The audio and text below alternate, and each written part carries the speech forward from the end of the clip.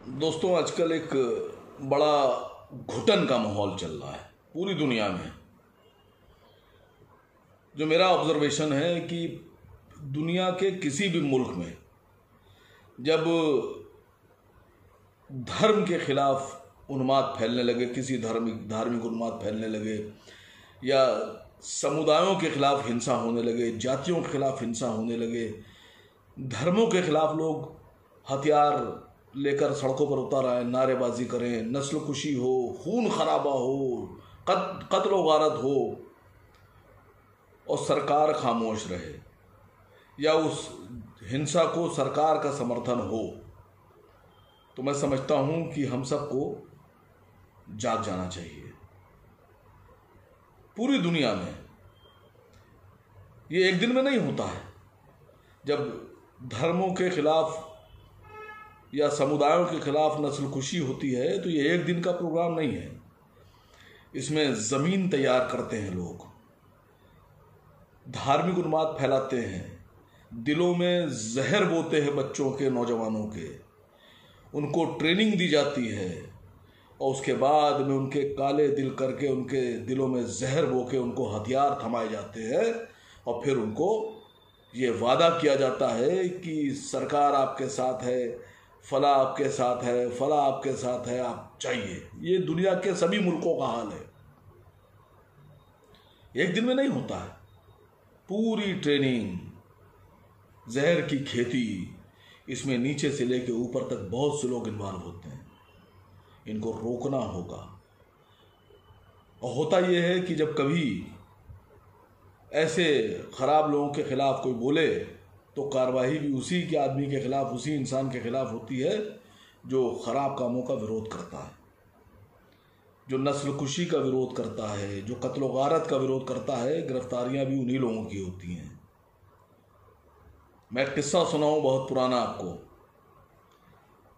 उस जमाने की बात है जब जर्मनी में हिटलर की हुकूमत थी। हिटलर अपने को बादशाह समझता था।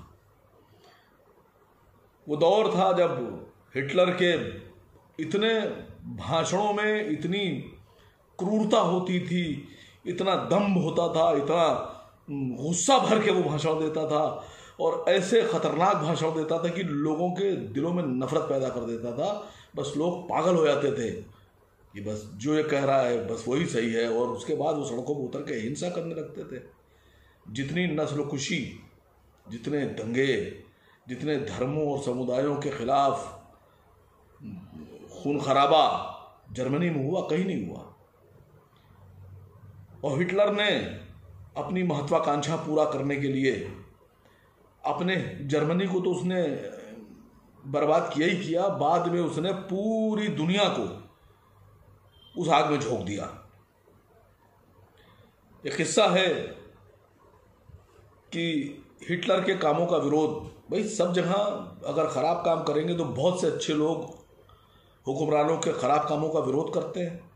करना भी चाहिए ईमानदार लोगों को, संवेदनशील लोगों को। जर्मनी में भी लोग करते थे। कि जर्मनी में एक बहुत बड़े कवि थे, उन्होंने हिटलर की जो उग्र भाषण था, जो हिटलर की नीतियां थी, उनके खिलाफ एक कविता लिख दी। वो कविता जब हिटलर तक पहुंची तो हिटलर ने उन कवि को गिरफ्तार कराने का आदेश दे दिया। हिटलर की पुलिस आई और उन कवि को गिरफ्तार कर लिया, ले जाने लगी। तो उन जो कवि थे, उनकी एक छोटी बेटी थी 4-5 साल की। वो अपने पिता से बहुत प्यार करती थी।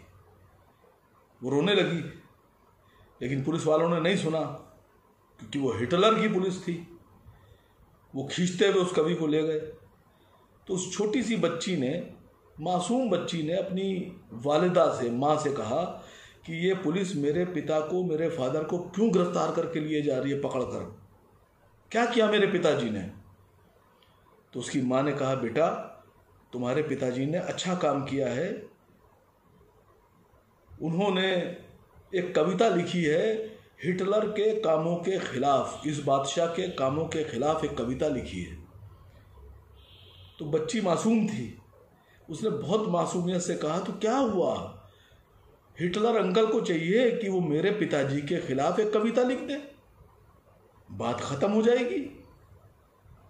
उसकी माँ ने डबडबाई आंखों से अपनी बेटी को देखा और भर्राई हुई आंखों से उस बेटी का अपना चेहरा अपने हाथों में लेकर अपनी बेटी से कहा, बेटा यही तो परेशानी है कि अगर उसको लिखना आता होता तो वो इतना खून खराबा, इतना कत्ल गारत ना करता। उसको लिखना ही तो नहीं आता। ये बच्ची का सवाल और उस माँ का जवाब हम पूरी दुनिया के लिए एक सबक है, एक सीख है। कोई भी मुल्क हो वो वहाँ के रहने वालों से आबाद होता है। कोई भी बाग हो, बागीचा हो, गार्डन हो, वो वहाँ उस बागीचे के फूलों से, पेड़ों से, दरख्तों से बागीचा कहलाता है। तरह तरह के फूल, रंग, खुशबुएं, दरख्त उस बागीचे की शान होते हैं। ये हमारा और आपका मुल्क है। हर मुल्क वहाँ के रहने वालों का होता है।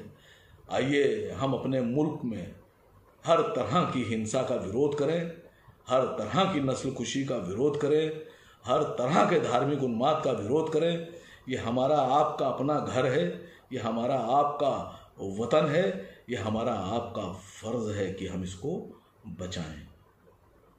उस बच्ची का सवाल, उस बच्ची का जवाब और पलटकर उस माँ का जवाब जिंदगी भर याद रखिएगा और अपने बच्चों को, आने वाली नस्लों को बता के जाइएगा।